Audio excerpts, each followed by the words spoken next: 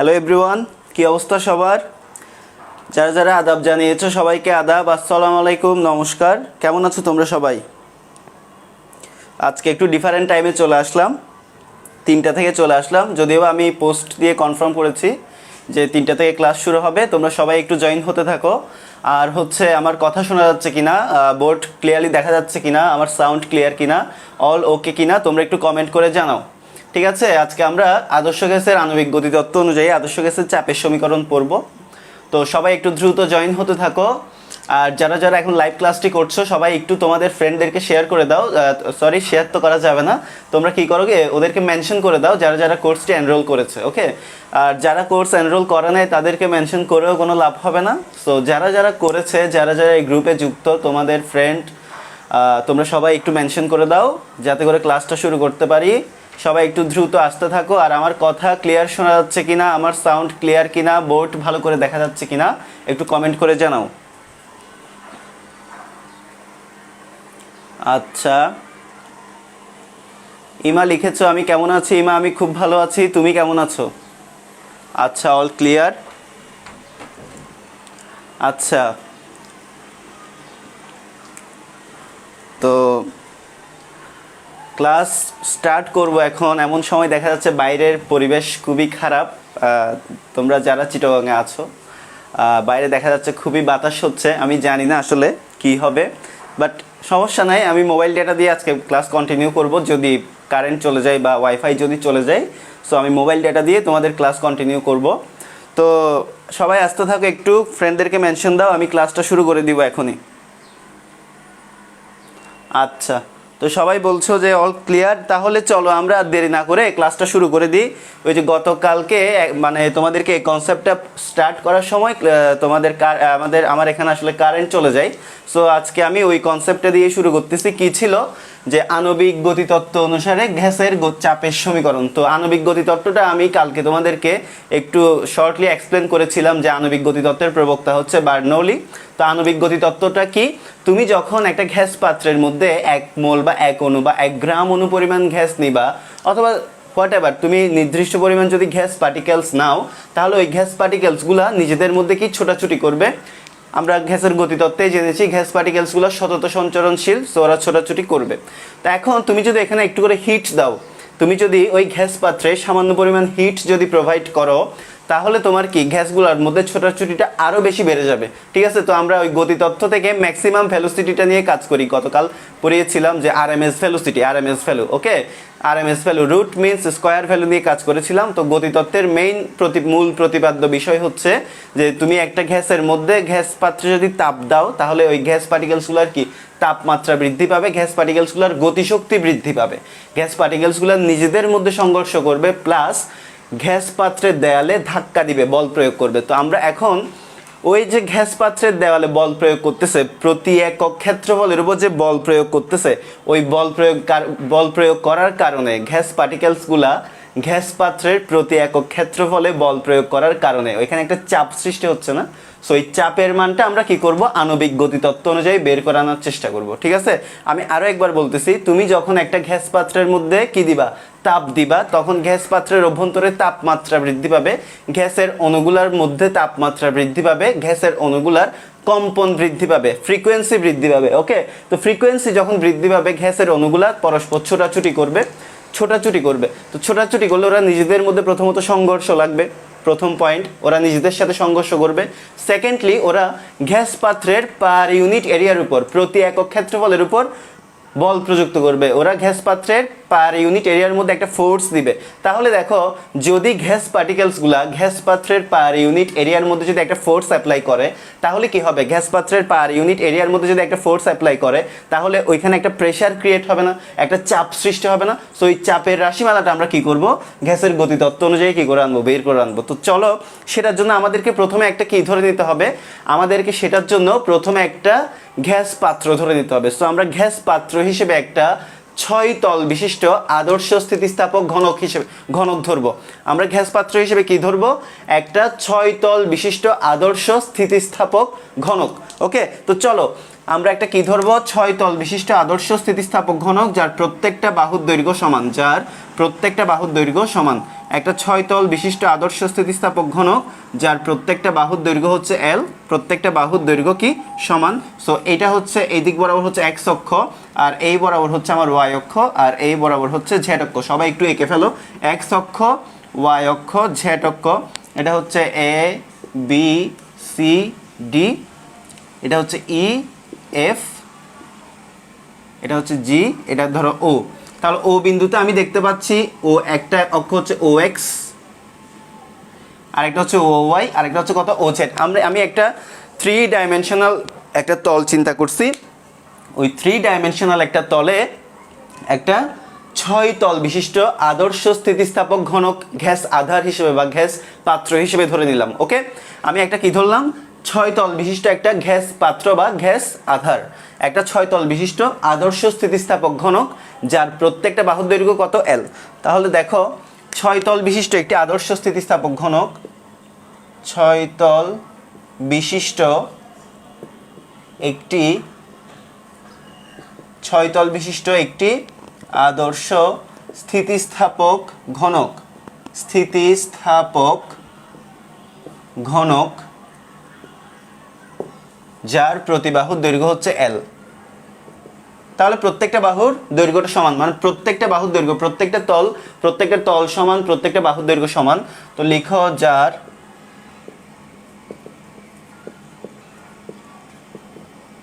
প্রতি বাহুর দৈর্ঘ্য হলো এল। সো এখন দেখো প্রতি বাহুর দৈর্ঘ্য যদি এল হয় তাহলে এই ঘনকটার আয়তন কত হবে? আমরা সবাই জানি আয়তন সমান দৈর্ঘ্য গুণ প্রস্থ গুণ উচ্চতা। তাহলে কি হবে, আয়তন কত হবে, এই ঘনকটার আয়তন কত হবে, এল কিউব। দেখো আমি এটা এখানে লিখে দিচ্ছি, আয়তন কত, আয়তন ভি সমান কত, দৈর্ঘ্য গুণ প্রস্থ গুণ কত, উচ্চতা। আর যেহেতু এটা একটা আদর্শ 6 তল বিশিষ্ট স্থিতিস্থাপক ঘনক, প্রত্যেকটা বাহুর দৈর্ঘ্য যেহেতু সমান, সো আমরা জানি দৈর্ঘ্য প্রস্থ আর উচ্চতা তিনটাই কী হবে, সমান হবে, অর্থাৎ এল কিউব। আমাদের আয়তন কত, এল কিউব। এবার আসো ক্ষেত্রফল। এগুলো আমি যদিও বা গত ক্লাসে বের করে দেখিয়েছিলাম, আমি আরেকবার রিপিট করতেছি। ক্ষেত্রফল কত হবে তাহলে, ক্ষেত্রফল দেখো, তাহলে দেখো তো, যদি এই ঘনকের 6টা তল হয়, খুব ভালো করে আমার কথাটা খেয়াল করো, যদি এই ঘনকের 6টা তল হয়, প্রত্যেকটা বাহুর দৈর্ঘ্য যদি এল হয়, তাহলে প্রত্যেকটা তল সমান। কোনো সন্দেহ আছে? এই ঘনকটা হচ্ছে 6টা তল, আমরা 6 তল বিশিষ্ট একটা আদর্শ স্থিতিস্থাপক ঘনক নিলাম। এই ঘনকের 6টা তল, প্রত্যেকটা তল সমান, বিকজ প্রত্যেকটা বাহুর দৈর্ঘ্য সমান। প্রত্যেকটা বাহুর দৈর্ঘ্য আমি ধরে নিয়েছি এখানে কত, এল। সো প্রত্যেকটা বাহুর দৈর্ঘ্য সমান, প্রত্যেকটা বাহুর দৈর্ঘ্য যেহেতু সমান, তাহলে প্রত্যেকটা তলও সমান। তাহলে প্রত্যেকটা তল যদি সমান হয়, প্রত্যেকটা বাহু সমান, প্রত্যেকটা তল সমান, তার মানে প্রত্যেকটা তল এক একটা বর্গক্ষেত্র, কারণ প্রত্যেকটা বাহু সমান। সো দেখো এক একটা বর্গক্ষেত্র না প্রত্যেকটা তল, এরকম 6টা তল আছে না এই ঘনকে, এই ঘনকটাতে এরকম 6টা তল আছে, প্রত্যেকটা তলের বাহুর দৈর্ঘ্য সমান, প্রত্যেকটা বাহুর দৈর্ঘ্য সমান। সো এটা একটা বর্গক্ষেত্র, এটা একটা কি, এটা একটা হচ্ছে বর্গক্ষেত্র। ওকে, আশা করি সবাই বুঝতে পারছো। সবাই একটু বুঝতে পারছো কিনা জানাও। এটা হচ্ছে একটা বর্গক্ষেত্র। তাহলে এই বর্গক্ষেত্র এরকম কয়টা বর্গক্ষেত্র এখানে আছে বলো তো, 6টা। বিকজ আমি আগেই বলে দিছি 6টা তল নিয়ে এই ঘনকটা গঠিত। তাহলে 6 ইন্টু বর্গক্ষেত্র। তাহলে এটার ক্ষেত্রফল কি হবে? আমরা সবাই জানি বর্গক্ষেত্রের ক্ষেত্রফল সমান কি, বাহু স্কয়ার, প্রত্যেকটা বাহুর দৈর্ঘ্যের উপর কত, স্কয়ার। সো বর্গক্ষেত্রের ক্ষেত্রফল কত, 6 ইন্টু এর কত, এল স্কয়ার। তাহলে এই 6 এল স্কয়ারটা কি, এই পুরো ঘনকটার কি, ক্ষেত্রফল। সো আমি এখানে লিখতেই পারি এই পুরোটার ক্ষেত্রফল কত, 6 এল স্কয়ার। দেয়ারফর এ সমান কত, ক্ষেত্রফলকে যদি এ দিয়ে রিপ্রেজেন্ট করি, এ সমান হচ্ছে 6 এল স্কয়ার। ওকে, এতটুকু পর্যন্ত সবাই বুঝতে পারছো কিনা একটু কমেন্টে জানিয়ে ফেলো দ্রুত, তাহলে আমি পরের স্টেপে চলে যাব। সবাই একটু জানাও এতটুকু পর্যন্ত বুঝতে পারছো কিনা, সবাই একটু কমেন্ট করে জানাও।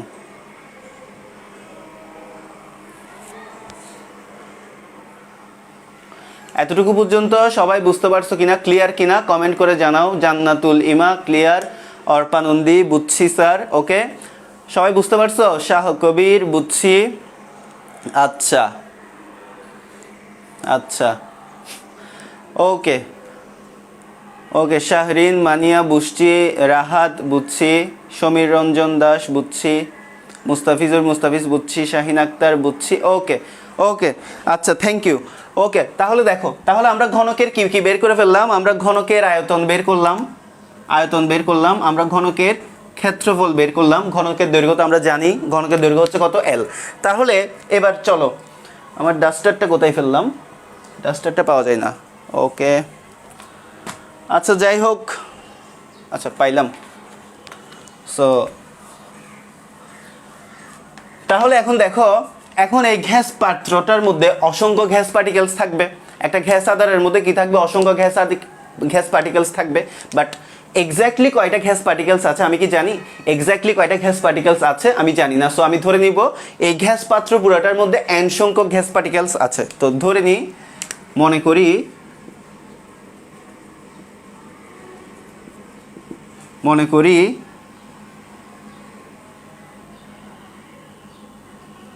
পাত্রটিতে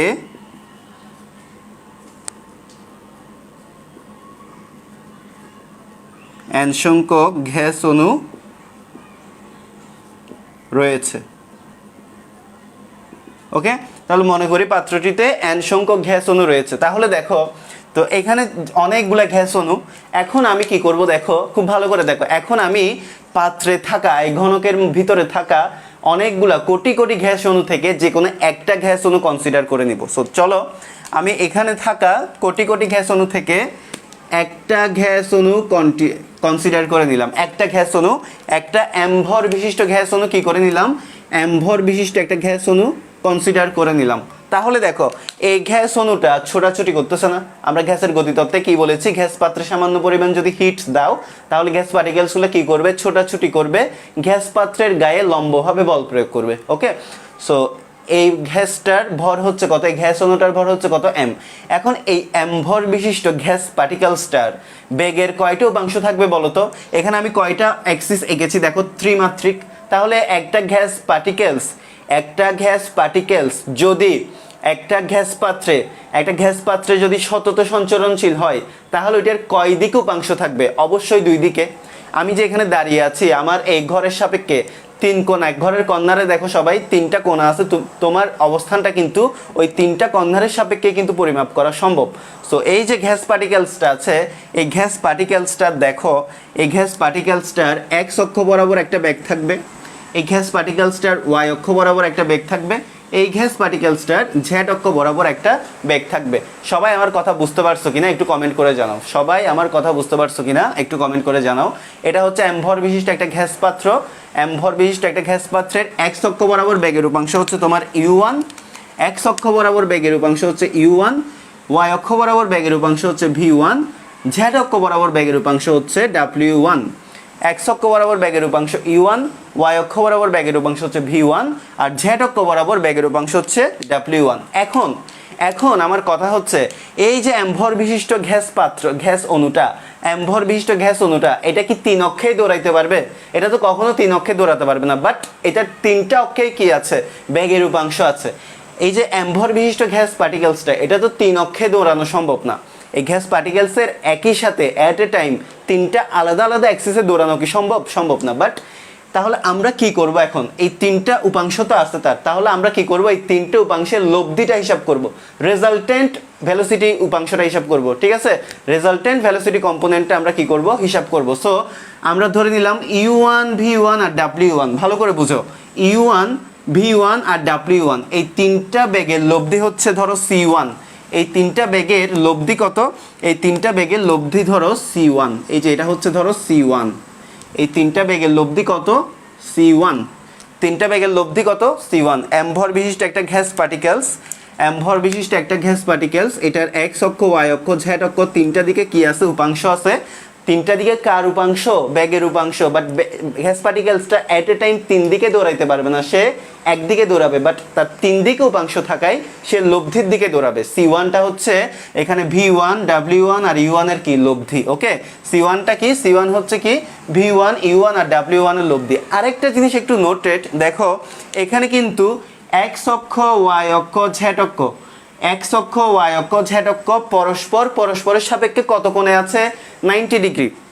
সো এখন দেখো, এখন এখান থেকে আমি লিখতে পারি u1, v1 আচ্ছা, তার আগে লিখো, মনে করি এমভর বিশিষ্ট একটা এমভর বিশিষ্ট একটি গ্যাস অণু বিবেচনা করি।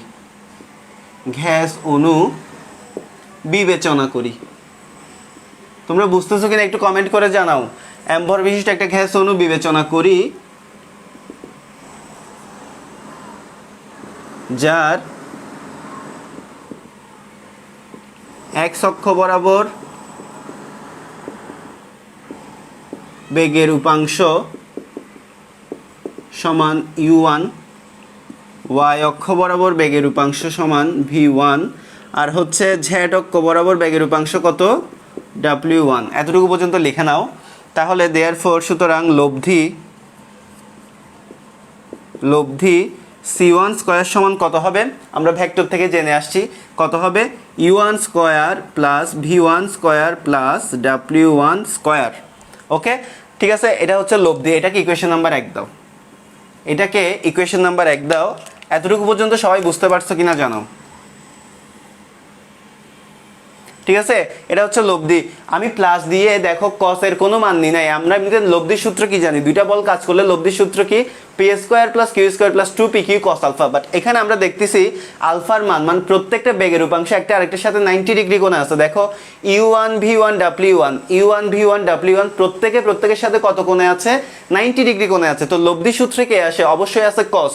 ভেক্টর যারা পড়ে আসছো সবাই জানো লব্ধির সূত্রে কে আসে, cos আসে। তাহলে cos 90 ডিগ্রি কত, 0। সো আমরা এগুলো লিখবো না, আমরা সিম্পলি লিখবো c1 স্কয়ার সমান u1 square plus v1 square plus w1 square. এতটুকু পর্যন্ত সবাই বুঝতে পারছো কিনা একটু কমেন্ট করে জানাও। এতটুকু পর্যন্ত সবাই বুঝতে পারছো কিনা একটু কমেন্ট করে জানাও। এতটুকু পর্যন্ত সবাই বুঝতে পারছো কিনা একটু কমেন্ট করে জানাও। হাসিনা আক্তার লিখেছো বুঝছি, মুস্তাফিজ বুঝছি, রেখানাথ বুঝছি, শাহ কবির বুঝছি, বাহ, ভেরি গুড। আচ্ছা, ওকে স্যার, আস্তে আস্তে, আচ্ছা আস্তে আস্তে পড়াচ্ছি, কনসেন্ট্রেট করো, একটু ভালো করে কনসেন্ট্রেট করো, আস্তে আস্তেই পড়াচ্ছি, ঠিক আছে। সো দেখো এতটুকু পর্যন্ত তোমরা সবাই লিখছো, লেখা শেষ হলে সবাই ডান লিখো, ঠিক আছে। অনেক লেন্দি একটা প্রসেস, আমি চাচ্ছি তোমাদেরকে খুব ভালো করে এই জিনিসটা একটু শেষ করাতে। ওকে, অনেক লেন্দি একটা প্রসেস, একটু সবাই লিখলে ডান লিখো, লিখলে সবাই একটু ডান লিখো, লেখা হলে সবাই একটু ডান লিখো। ওকে ওকে, আচ্ছা, শাহ কবির, রেখানাথ, ডান, আচ্ছা ডান, ওকে। আচ্ছা, আশা করি সবাই লিখে ফেলছো, ওকে। এখন একটু সবাই কনসেন্ট্রেট করো। এতটুকু পর্যন্ত আমাদের একটা প্রসেস শেষ, এখন আরেকটা প্রসেসে আসো। দেখো আমি ধরে নিলাম এই যে অ্যাম্বর বিশিষ্ট গ্যাস পার্টিকেলসটা u1 বেগে এই যে ABCD তল বরাবর যাচ্ছে, ঠিক আছে। অ্যাম্বর বিশিষ্ট গ্যাস পার্টিকেলসটা u1 বেগে x অক্ষ বরাবর যাচ্ছে, কোন বরাবর, এই যে ABCD তল বরাবর, যাচ্ছে, এই তল বরাবর যাচ্ছে, ঠিক আছে। এই তল বরাবর গিয়ে কি করবে, একটা ধাক্কা দিবে, ঠিক আছে। এই যে এই তল বরাবর গিয়ে কি করবে, এই তল বরাবর গিয়ে একটা ধাক্কা দিবে। অ্যাম্বর বিশিষ্ট গ্যাস অণুটা u1 আদি বেগে OX অক্ষ বরাবর গিয়ে ABCD তলকে একটা কি দিবে, ধাক্কা দিবে। তাহলে দেখো অ্যাম্বর বিশিষ্ট পার্টিকেলসটার u1 দিকে যদি x অক্ষের দিকে যদি u1 বেগে যায়, তাহলে x অক্ষের দিকে তার একটা ভরবেগ আছে না, x অক্ষের দিকে সে একটা ভরবেগ নিয়ে যাচ্ছে না, mu1। তো দেখো মনে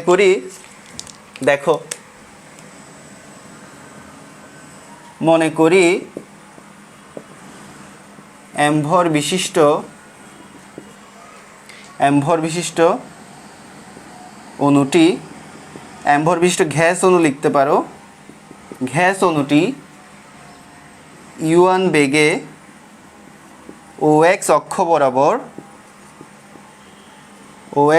বরাবর গিয়ে ABCD তলকে ধাক্কা দেয়। এই যে অ্যাম্বর বিশিষ্ট গ্যাস পার্টিকেলসটা u1 বেগে সোজা গিয়ে ও এক্স অক্ষ বরাবর গিয়ে এ বি সি ডি তলকে একটা কি দিছে, ধাক্কা দিছে। তাহলে বলো ও এক্স বরাবর তার ভর বেগ কত, এম ইউ ওয়ান, ভর ইন্টু বেগ। তাহলে সুতরাং ও এক্স বরাবর ভর বেগ সমান এম ইউ ওয়ান। ও এক্স বরাবর ভর বেগ কত, এম ইউ ওয়ান, যখন গিয়ে ধাক্কা দিছে। ওকে, এখন বলো কোনো কিছু তুমি যদি একটা দেওয়ালের মধ্যে একটা বল ছুঁড়ে মারো, তুমি তোমার হাতে থাকা বলটাকে একটা গ্যাস পার্টিকেলস কনসিডার করে নাও। তোমার হাতে থাকা বলটা হচ্ছে একটা গ্যাস পার্টিকেলস, যদিও বা গ্যাস পার্টিকেলস এত বিশাল হয় না, তাও কিছু করার নেই, কনসিডার করে নাও। তো বলটাকে তুমি যখন এভাবে একটা দেওয়ালের মধ্যে যখন একটা ধাক্কা দিবা, তখন বলটা আবার রিবাউন্ড হয়ে তোমার দিকে ফিরে আসবে না? তুমি ধরো এমভর বিশিষ্ট একটা বলকে ইউ ওয়ান বেগে ধাক্কা দিলা, ঠিক আছে, তাহলে তুমি যে বেগে দেওয়ালের মধ্যে ধাক্কা দিছো, বলটা দেওয়ালে ধাক্কা খাওয়ার পর রিবাউন্ড হয়ে আবার তোমার কাছে ফিরে আসবে। এটা খুবই স্বাভাবিক, নিউটনের গতিসূত্র, নিউটনের থার্ড ল, প্রত্যেকটা ক্রিয়ার সমান একটা বিপরীত প্রতিক্রিয়া আছে। তো তুমি যখন কাজ করবা ওই কাজের কি পাবা, প্রতিক্রিয়া পাবা, ঠিক আছে। তুমি যখন এমভরের একটা গ্যাস পার্টিকেলসকে ইউ ওয়ান বেগে যখন এক্স অক্ষ বরাবর ছুটাবা, তখন ওইটা যে কোনো একটা জায়গায় বা যে কোনো একটা আধারে আঘাতকে সেম ভ্যালোসিটিতে বিপরীত দিকে তোমার কাছে ব্যাক করবে, নিউটনের থার্ড ল। সো দেখো এখানে এমভর বিশিষ্ট গ্যাস পার্টিকেলসটা গতির কারণে হোক, হোয়াট এভার, যে কোনো কারণে হোক, ইউ ওয়ানের দিকে ও এক্সের দিকে ইউ ওয়ান বেগে একটা ধাক্কা দিল, ও এক্সের দিকে ইউ ওয়ান বেগে একটা ধাক্কা দিল। তো সেটা এবিসিডি তলে ধাক্কা খাওয়ার পর, এই যে এইভাবে ধাক্কা খাওয়ার পর সে আবার বিপরীত দিকে ব্যাক করবে না? যে বেগে গিয়ে ধাক্কা খাইছে, যে ভর বেগে গিয়ে ধাক্কা খাইছে, ঠিক একই মানের অপোজিট ভর বেগে আবার বিপরীত দিকে ব্যাক করবে না? এটা সবাই বুঝতে পারছো কিনা একটু কমেন্ট করে জানাও। তাহলে ও এক্স বরাবর যদি ভর বেগ হয় এম ইউ ওয়ান, এখন দেখো, এখন আমি এখানে লিখতেছি, এখন দেখো আমি এখানে লিখছি,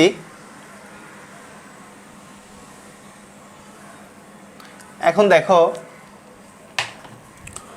এখান থেকে, এই যে এখান থেকে দেখো এবিসিডি তলে আঘাত করার পর, এবিসিডি তলে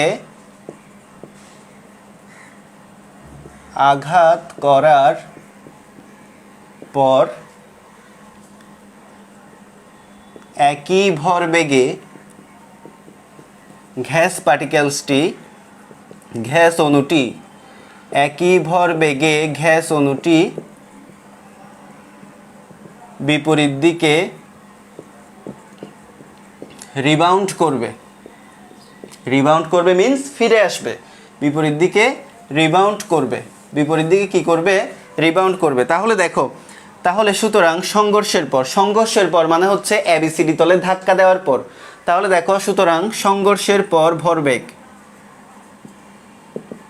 সংঘর্ষের পর ভরবেগ, দেখো সংঘর্ষের আগে যা ভরবেগ ছিল সেটা গিয়ে আঘাত করার পর আবার বিপরীত দিকে একই ভরবেগে ফিরে আসবে না? তাহলে সংঘর্ষের আগে যেটা ভরবেগ, সংঘর্ষের পরেও সেটাই ভরবেগ, বাট সামনে একটা কি দিতে হবে, মাইনাস দিতে হবে, কারণ আগে সেটা যাচ্ছিল এক্স অক্ষের পজিটিভ দিকে। এক্স অক্ষের পজিটিভ দিকে গিয়ে এবিসিডি তলে, এক্স অক্ষের পজিটিভ দিকে গিয়ে এবিসিডি তলে ধাক্কা দেওয়ার পর আবার রিবাউন্ড হয়ে এক্স অক্ষের নেগেটিভ দিকে ফিরে আসতেছে না? সো এক্স অক্ষের পজিটিভে যদি তুমি প্লাস এম ইউ ওয়ান ধরে নাও, তাহলে সংঘর্ষের পর ভরবেগ এক্স অক্ষের নেগেটিভে কি ধরতে হবে, minus M U one. So এতটুকু পর্যন্ত তোমরা বুঝতে পারছো কিনা সবাই একটু কমেন্ট করে জানাও। এতটুকু পর্যন্ত সবাই বুঝতে পারছো কিনা একটু কমেন্ট করে জানাও। জান্নাতুল ইমা লিখেছো এক্সিলেন্টভাবে বুঝছো, ওকে থ্যাংক ইউ। বাকিরা সবাই বুঝতে পারছো কিনা একটু কমেন্ট করে জানাও। বাকিরা সবাই একটু বুঝতে পারছো কিনা কমেন্ট করে জানাও। বাকিরা সবাই কি বুঝতে পারছো?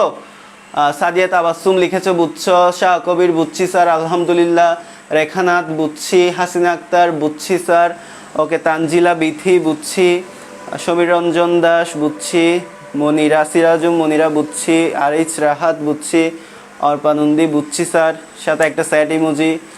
লেখার সময় দিয়েন ভাইয়া, ওকে লেখার সময় দেওয়া হলো, 1 মিনিট সময় দেওয়া হলো, 1 মিনিট না 2 মিনিট দেওয়া হলো, 2 মিনিট, 2 মিনিটে লেখা হয়ে যাওয়ার কথা। ওকে 2 মিনিট টাইম দেওয়া হলো, সবাই একটু লিখে নাও, আর একটু কাইন্ডলি একটু স্পিডে লিখো, এটা অনেক লেন্দি একটা প্রসেস, এটা অনেক লেন্দি একটা প্রসেস, দেখবে যে ইলাবোরেট করতে করতে পুরো ক্লাসটা শেষ হয়ে যাবে। সো তোমরা একটু দ্রুত লিখে ফেলো, ছটফট লিখে ফেলো, আর লেখা শেষ হলে ডান লিখতে ভুলবা না। ওকে লেখা শেষ হলে ডান লিখতে ভুলবা না, একটু ছটফট লিখে ফেলো, লেখা শেষ হলে ডান লিখতে ভুলবা না।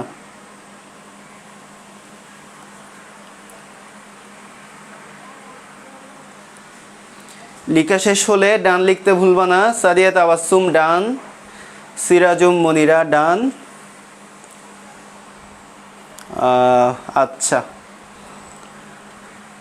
আচ্ছা ওকে। তো দেখো তাহলে সংঘর্ষের পর ভরবেগ কত? Minus mu1। তাহলে একটু দেখো আমাদের সংঘর্ষের আগে ভরবেগ ছিল প্লাস mu1, সংঘর্ষের পর ভরবেগ হচ্ছে মাইনাস mu1। সো ভরবেগের পরিবর্তনটা কত? তাহলে দেখো সুতরাং ভরবেগের পরিবর্তন, সুতরাং ভরবেগের পরিবর্তনটা কে বরাবর? OX বরাবর। তাহলে দেখো u1 বেগের জন্য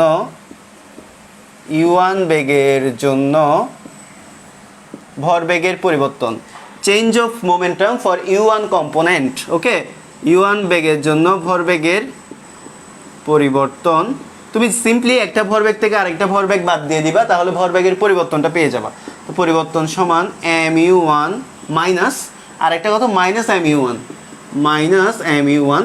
সো দেখো mu1 plus mu1, so that is 2mu1। তাহলে আমি এখানে দেখতে পাচ্ছি u1 বেগের জন্য ভরবেগের পরিবর্তন কত? 2mu1। আশা করি সবাই বুঝতে পারছো। সো আমি এগুলো একটু মুছে দেই। আচ্ছা, এগুলো একটু মুছে দেয়। আচ্ছা, এখানে যে 1 নাম্বার ইকুয়েশনটা, এই 1 নাম্বার ইকুয়েশনটা একদম আমাদের লাস্টে গিয়ে কাজে লাগবে। সো আমি 1 নাম্বার ইকুয়েশনটা একটু এখানে লিখে রাখছি, ঠিক আছে? আমি 1 নাম্বার ইকুয়েশনটা এই যে এখানে লিখে রাখছি যে c1 স্কয়ার সমান u1 square plus v1 square plus w1 square. আমি এখানে লিখে রাখলাম ইকুয়েশন নাম্বার 1 দিয়ে এখানে লিখে রাখলাম c1 স্কয়ার সমান u1 square plus v1 square plus w1 square. So এখন দেখো এটা গেল। তাহলে আমরা কি করলাম? u1 বেগের জন্য এই যে OX বরাবর u1 বেগের জন্য আমি ভরবেগের পরিবর্তনটা বের করে ফেললাম। আমি ভরবেগের পরিবর্তনটা, এটা হচ্ছে কি ভরবেগের পরিবর্তন বের করলাম। ভরবেগের পরিবর্তন কত? Twice mu1। সো দেখো u1 বেগের জন্য ভরবেগের পরিবর্তন যদি টুয়াইস mu1 হয়, তাহলে ভরবেগের পরিবর্তনের হার কত? এটা হচ্ছে চেঞ্জ অফ মোমেন্টাম, ভরবেগের পরিবর্তন। আমরা যদি ভরবেগের পরিবর্তনের হার বের করতে চাই, change of momentum, rate of change of momentum, ভরবেগের পরিবর্তনের হার, তাহলে আমরা রেট অফ চেঞ্জ অফ মোমেন্টামটা কার রেসপেক্ট হিসাব করব? অবশ্যই টাইমের রেসপেক্ট হিসাব করব। ভরবেগের পরিবর্তনের হার বললে তোমাকে কিসের সাপেক্ষে পরিবর্তনটা হিসাব করতে হবে? সময়ের সাপেক্ষে। বুঝতে পারছো সবাই বুঝতে পারছো কিনা একটু জানাও আমাকে। আমি এখানে বের করলাম কি? ভরবেগের পরিবর্তনটা বের করলাম। আমি এখানে কি বের করলাম? ভরবেগের পরিবর্তন। এখন যদি আমার কোন উপাংশের জন্য u1 বেগের জন্য বা u1 উপাংশের জন্য লিখতে পারো, আরো সুন্দর করে যদি লিখতে চাও u1 উপাংশের জন্য লিখতে পারো। u1 উপাংশের জন্য ভরবেগের পরিবর্তন হচ্ছে কত? 2mu1, twice mu1। সো ভরবেগের পরিবর্তনের হার কত? Change of momentum with respect to time বা rate of change of momentum কত? তাহলে দেখো, সুতরাং u1 উপাংশের জন্য ভরবেগের পরিবর্তনের হার, u1 উপাংশের জন্য কত? ভরবেগের পরিবর্তনের হার কত হবে? টুয়াইস mu1 বাই কত? t। Change of momentum with respect to time is called rate of change of momentum. Okay, ভরবেগের পরিবর্তনের হার আমরা সবসময় কিসের সাপেক্ষে হিসাব করব? টাইমের সাপেক্ষে, সময়ের সাপেক্ষে হিসাব করব। তো এটা হচ্ছে কি? ভরবেগের পরিবর্তনের হার। এটা হচ্ছে ভরবেগের পরিবর্তনের হার। এখন আসো, আশা করি এতটুকু পর্যন্ত সবাই বুঝতে পারছি। এখন আসো এই যে এই ঘনকটা প্রত্যেকটা বাহুর দৈর্ঘ্য কত ছিল? এই ঘনকটার প্রত্যেকটা বাহুর দৈর্ঘ্য কত ছিল? L ছিল না? প্রত্যেকটা বাহু আমরা ধরে নিয়েছিলাম না L দৈর্ঘ্য বিশিষ্ট একটা ঘনক, প্রত্যেকটা বাহুর দৈর্ঘ্য সমান। সো আমি ধরে নিলাম এই যে এই দৈর্ঘ্যটা হচ্ছে কত? L, প্রত্যেকটা বাহুর দৈর্ঘ্য হচ্ছে সমান। সো এই দৈর্ঘ্যটা হচ্ছে কত? এই দৈর্ঘ্যটা হচ্ছে L। এখন একটু চিন্তা করে দেখো, এই L দৈর্ঘ্যের মধ্যে u1 বেগে ভর বিশিষ্ট একটা কণা t1 সময়ে এগিয়ে যাচ্ছে। আমি জিনিসটা এখানে বোঝাচ্ছি। দেখো এখানে যে এই L দৈর্ঘ্যটা আমি তোমার এখানে কনসিডার করতেছি। এই যে এখানে এটা হচ্ছে L দৈর্ঘ্য। এই L দৈর্ঘ্যের একটা পাথ, এটা হচ্ছে একটা L দৈর্ঘ্যের একটা পাথ। এই L দৈর্ঘ্যের একটা পাথে একটা গ্যাস পার্টিকেলস u1 বেগে t সময়ে u1 বেগে, l দৈর্ঘ্যের একটা পথে একটা গ্যাস পার্টিকেলস u1 বেগে t সময়ে এগিয়ে যাচ্ছে।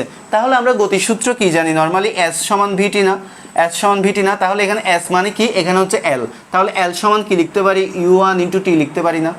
আমি দেখো তো l সমান যদি s সমান যদি vt হয় তাহলে l সমান u1 ইন্টু t লিখতে পারি না? সবাই এতটুকু পর্যন্ত বুঝতে পারছো কিনা কমেন্ট করে জানাও। সবাই এতটুকু পর্যন্ত সবার ক্লিয়ার কিনা একটু কমেন্ট করে জানাও। এতটুকু পর্যন্ত ক্লিয়ার কিনা একটু কমেন্ট করে জানাও। সবাই এতটুকু পর্যন্ত বুঝতে পারছো কিনা একটু কমেন্ট করে জানাও।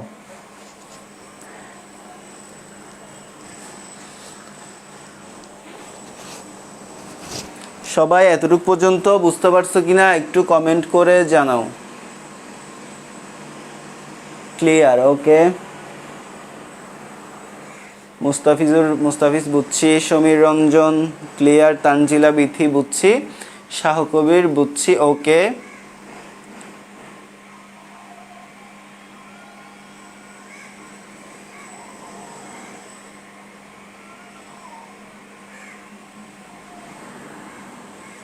আচ্ছা একজন লিখছো শেষ মোমেন্টাম মাইনাস আদি মোমেন্টাম হলে, এখানে আমি শুধুমাত্র ভরবেগের পরিবর্তনটা হিসাব করছি। হ্যাঁ, মাইনাসটা তুমি কনসিডার করতে পারতা, বাট আমরা এখানে শুধু অ্যাবসলিউট ভ্যালু নিয়ে কাজ করব, কোনো সমস্যা নেই। শেষ মোমেন্টাম বিয়োগ আদি মোমেন্টাম হিসাব করতে পারো, আদি মোমেন্টাম বিয়োগ শেষ মোমেন্টাম হিসাব করতে পারো, বিকজ আমি আলটিমেটলি কি করতেছি? আমি চেঞ্জ অফ মোমেন্টাম হিসাব করতেছি। ওকে, আমি আলটিমেটলি চেঞ্জ অফ মোমেন্টাম ভরবেগের পরিবর্তনটা হিসাব করতেছি। সো এখানে যদি 2m u1 না এসে যদি মাইনাস 2m u1 আসে কোনো সমস্যা নাই, বাট আমি শুধুমাত্র ধনাত্মক ভ্যালুটা নিয়ে কাজ করব, পজিটিভ ভ্যালু পরম মান নিয়ে কাজ করব। ঠিক আছে, আমি শুধু দিকের জন্য তোমার মাইনাসটা ইউজ করেছি। ওকে, সো মাইনাসটা আসলে কি করতে হবে আমাদেরকে? মাইনাসটা আসলে আমরা মাইনাসটা কনসিডার করব না, কারণ ভরবেগ সবসময় কি হয়?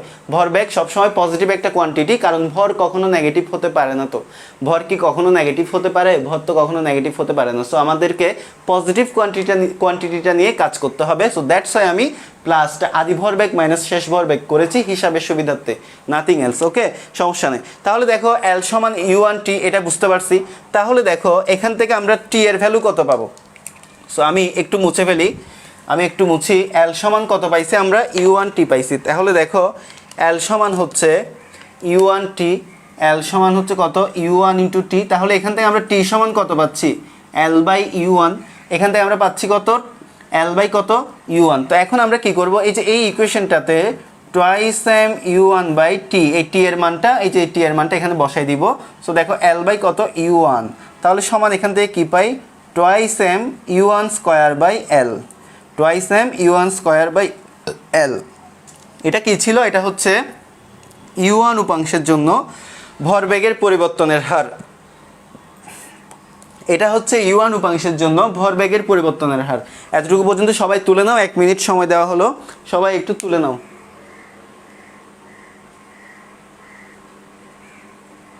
এতটুকু পর্যন্ত একটু তুলে নাও।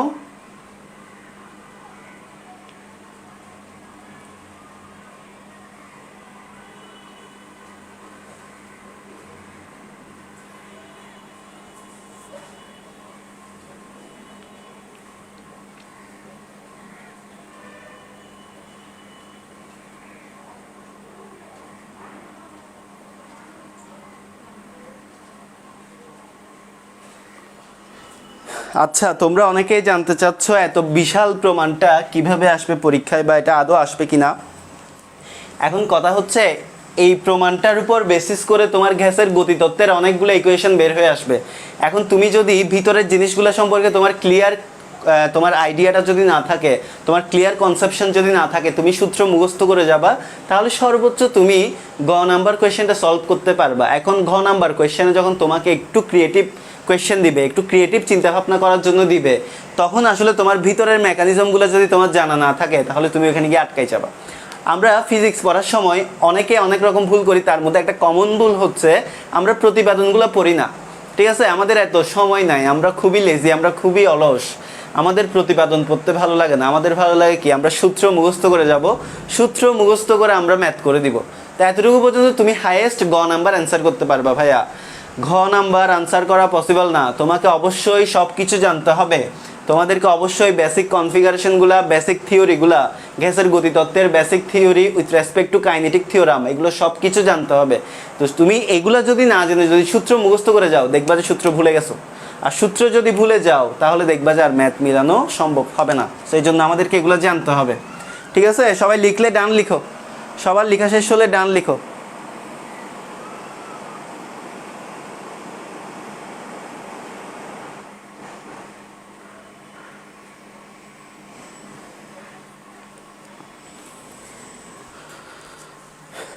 এটা এক্সামে কিভাবে আসবে এটা বোঝার জন্য তোমাকে শেষ পর্যন্ত একটু ধৈর্য ধরে প্রমাণটা করতে হবে।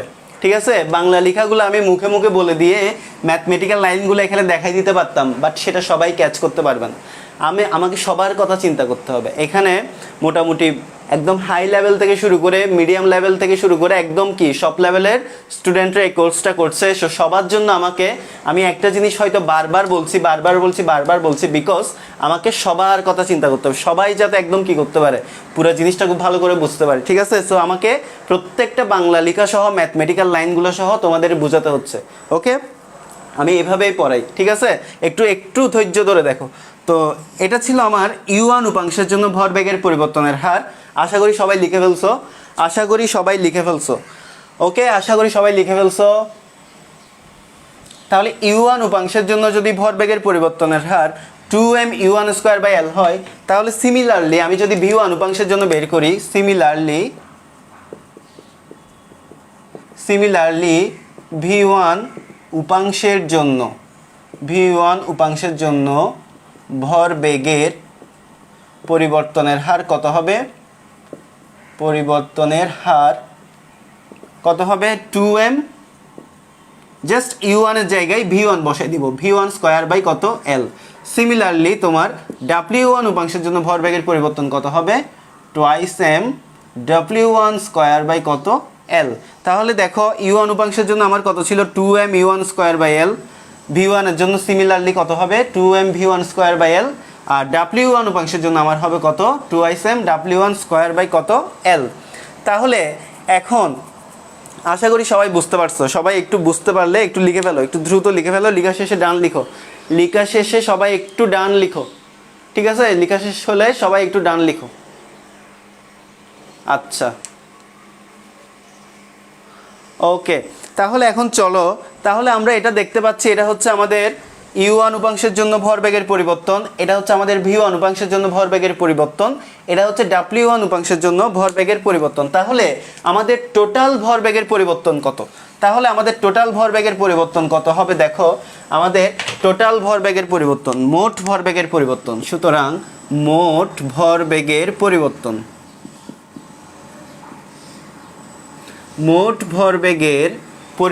কত হবে?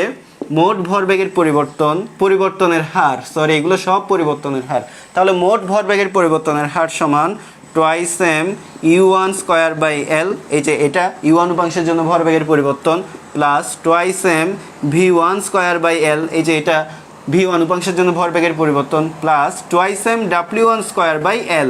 ঠিক আছে, ওকে, এই Lগুলো ছোট হাতের হবে। আচ্ছা, তো সবাই একটু দ্রুত লিখতে থাকো, আচ্ছা, এখন দেখো আমি যদি এই তিনটে টার্ম থেকে যদি 2m বাই L কমন নিয়ে ফেলি, তাহলে এখানে কত থাকবে? A1 square plus V1 square plus W1 square. ঠিক আছে, এখন দেখো, এখন এখানে 1 নম্বর সমীকরণে দেখো U1 square plus V1 square plus W1 square সমান কত? C square. তাহলে আমি এখানে লিখতে পারি 2m বাই L ইন্টু কত? C square. এটা কোত্থেকে? C1 square. এটা কোত্থেকে? 1 নং সমীকরণ হতে। এটা কোত্থেকে পাই? 1 নং সমীকরণ হতে পাই। তাহলে টোটাল ভরবেগের পরিবর্তন আমরা কত দেখতে পাচ্ছি? 2m C1 square by L। Total ভরবেগের পরিবর্তন কত দেখতে পাচ্ছি? মোট ভরবেগের পরিবর্তন কত? 2m C1 square by L। তো এতটুকু পর্যন্ত সবাই লিখছো কিনা, বুঝতে পারছো কিনা কমেন্ট করে জানাও। বুঝলে লিখো বুঝছি, আর লেখা শেষ হলে ডান লিখো। একটু দ্রুত লিখো, দ্রুত, অনেক বড় একটা কাজ, এটা করতে একটু টাইম লাগবে, একটু লিখো। L হবে স্মল লেটার, L হচ্ছে স্মল লেটার, একটু লিখো, দ্রুত লিখো। বুঝছো কিনা সবাই একটু জানাও, বুঝলে ডান লিখো, লিখলে আর বুঝলে ডান লিখো। লেখা শেষ হলে সবাই একটু ডান লিখো। আচ্ছা, ঠিক আছে, আশা করি সবার লেখা শেষ। তো এখন দেখো, তাহলে এখন এটা আমি কার জন্য পাইলাম, এই যে C1, এই যে এখানে আমি একটা গ্যাস পার্টিকেলস কনসিডার করছি। একটু দেখো এই যে twice M C1 square by L, এটা আমি কিসের জন্য পেলাম? দেখো আমি এখানে একটা গ্যাস পার্টিকেলস কনসিডার করছি, ওই প্রথম কনসিডার করা গ্যাস পার্টিকেলসের লব্ধি বেগের পরিবর্তন, লব্ধি ভর বেগের পরিবর্তনের হার কত পাইছি? Twice M C1 square by এল। তাহলে দ্বিতীয় আরেকটা যদি আমি গ্যাস পার্টিকেল কনসিডার করি, সিমিলারলি দেখো, সিমিলারলি দ্বিতীয় গ্যাস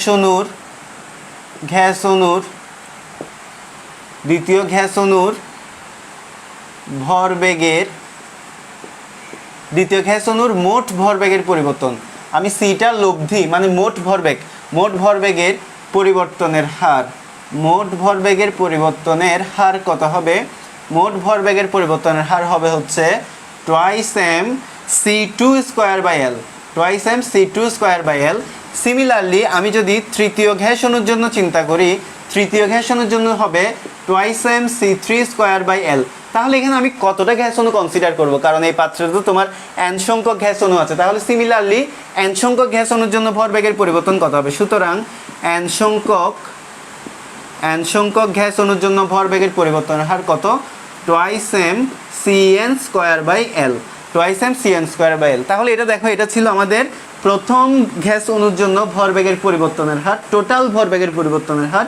সিমিলারলি এটার মতো যদি আমরা আরেকটা গ্যাস পার্টিকেলস কনসিডার করি, তাহলে সেটার জন্য change of momentum with respect to time, twice M C2 square by L মোট ভরবেগের পরিবর্তনের হার।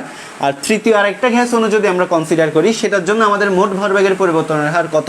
Twice M C3 square by কত? এল। এভাবে আমি যদি এখানে তো অনেকগুলো গ্যাস পার্টিকেলস কয়টা কনসিডার করবো, সো আমরা একটা জেনারেলাইজড ফরম্যাটে তো আসতে হবে আমাদের। তো এই জন্য আমি কি করলাম, n সংখ্যক গ্যাস অণুর জন্য হিসাব করব। তাহলে আমাদের প্রথমটার জন্য যদি হয় twice M C1 square by l, আমাদের দ্বিতীয়টার জন্য যদি হয় twice M C2 square by l, আমাদের তৃতীয়টার জন্য যদি হয় twice M C3 square by এল, তাহলে আমাদের n সংখ্যক nতমটার জন্য কত হবে? Twice M CN square by l. আশা করি সবাই বুঝতে পারছো। তাহলে সুতরাং সমগ্র গ্যাস পাত্রে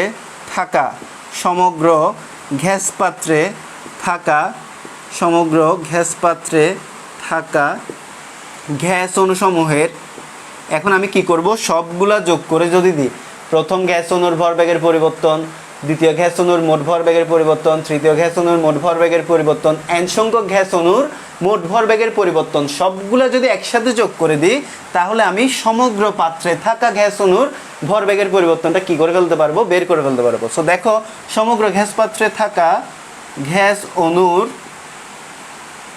মোট ভরবেগের পরিবর্তন, মোট ভরবেগের কি পরিবর্তন, তাহলে মোট ভরবেগের পরিবর্তন সমান কত হবে? দেখো, তাহলে twice M C1 square by L plus twice M C2 square by L plus dot dot dot plus twice M CN square by কত? এল। ঠিক আছে, তো এতটুকু পর্যন্ত সবাই বুঝতে পারছো কিনা, সবার ক্লিয়ার কিনা একটু কমেন্ট করে জানাও। এতটুকু পর্যন্ত সবার ক্লিয়ার কিনা একটু কমেন্ট করে জানাও। ঠিক আছে, আর লিখে ফেলো, লেখা শেষ হলে ডান লিখো, লেখা শেষ করে ডান লিখো। সবাই এতটুকু পর্যন্ত বুঝতে পারছো কিনা একটু কমেন্ট করে জানাও। সবাই এতটুকু পর্যন্ত বুঝতে পারছো কিনা একটু কমেন্ট করে জানাও। আর লেখা শেষ হলে সবাই ডান লিখো, লেখা শেষ হলে সবাই ডান লিখো। আচ্ছা, Tanzila Bithi done, mind blowing sir, thank you. Jannatulima, Arpanandi, yes sir. Rekhana done. আচ্ছা, আমি ধরে নিচ্ছি সবাই লিখে ফেলছো।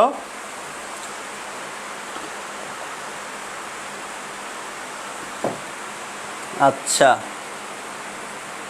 আচ্ছা, তো আশা করি সবার শেষ। তো এখন আসো, এখন দেখো, এখন আমি এই তিনটা টার্ম থেকে যদি twice M by L common নেই, তাহলে দেখো twice M by L common নিলাম, তাহলে হচ্ছে C1 square plus C2 square plus dot dot dot plus কত? CN square. এবার আমি এখানে একটু অপারেশন করব, একটু ম্যাথমেটিক্যাল অপারেশন করব। সো ম্যাথমেটিক্যাল অপারেশনটা হচ্ছে দেখো twice M into N by এল। তাহলে দেখো আমি এখানে উপরে মানে একটা রাশির একটা ভগ্নাংশের লবের মধ্যে n গুণ করছি, তাহলে পরে আমি nটা কি করে দিব, ভাগ করে দিব। তাহলে কিভাবে ভাগ করব, এই যে দেখো c1 square plus c2 square plus dot dot dot plus cn square by n। তাহলে এই n আর n যদি চলে যায় আবার কি আগের মতো। ঠিক আছে, আশা করি এতটুকু পর্যন্ত সবাই বুঝতে পারছো। আশা করি এই লাইন পর্যন্ত সবার ক্লিয়ার। ওকে, আশা করি এই লাইন পর্যন্ত সবার ক্লিয়ার। এখন আসো সমান, এটা কি মোট ভরবেগের পরিবর্তন হিসাব করতেছি, সমান তাহলে দেখো 2mn/l। এখন আসো এই জিনিসটা গত ক্লাসে আমি পড়াইছিলাম, মনে আছে কিনা দেখো, গড় বর্গবেগের রাশিমালা হয় কিনা দেখো তো, এটা গড় বর্গবেগের রাশিমালা হয় কিনা, c1 square plus c2 square plus dot dot dot cn square by n সমান কত, c স্কয়ার না, গড় বর্গবেগ পড়াইছিলাম না, 2mn c স্কয়ার। কারণ যেহেতু c স্কয়ার সমান c1 square plus c2 square plus cn square by কত, n। ওকে, সবাই বুঝতে পারছো? সবাই বুঝতে পারছো কিনা একটু কমেন্টে জানাও। এই যে এই রাশিটার মান কত, এই রাশিটার মান হচ্ছে কত, c স্কয়ার।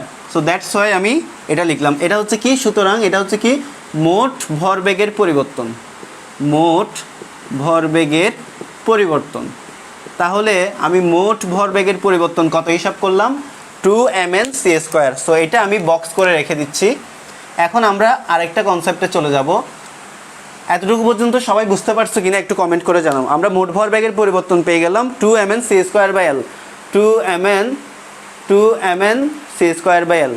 তানজিলা বিথি লিখেছো CRMS, নো এটা CRMS না তানজিলা, এটা CRMS না, এটা হচ্ছে তোমার স্কয়ার ভ্যালু অফ ভেলোসিটি। ঠিক আছে, এটা হচ্ছে square value of velocity. CRMS হচ্ছে রুট থাকলে, এখানে কোনো রুট নাই। এটা হচ্ছে মূল গড় বর্গবেগ না, এটা হচ্ছে তোমার এটা হচ্ছে গড় বর্গবেগ, এটা হচ্ছে অ্যাভারেজ স্কয়ার ভেলোসিটি।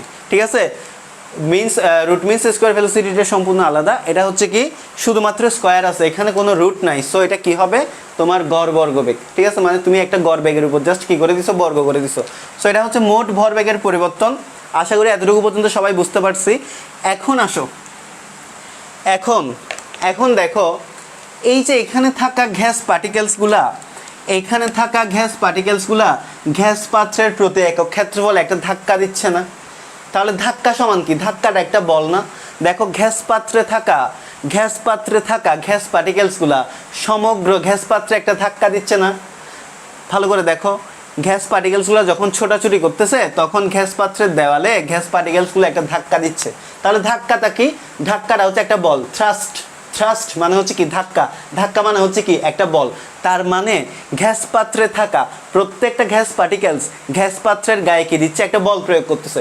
তো আমরা জানি কোথায় বল প্রয়োগ করতেছে, প্রতি একক ক্ষেত্রফল। এই যে তলগুলোর উপর, এই যে ABCD তল বলতে পারো, ABEF তল বলতে পারো, GDCO তল বলতে পারো, FADG তল, মানে 6টা তলে, প্রত্যেকটা তলে কি করতেছে, প্রত্যেকটা তলের পার ইউনিট এরিয়ার উপর, প্রত্যেকটা তলের প্রতি একক ক্ষেত্রফলের উপর একটা ফোর্স অ্যাপ্লাই করতেছে। তাহলে নিশ্চয়ই সেখানে একটা প্রেশার কাজ করবে।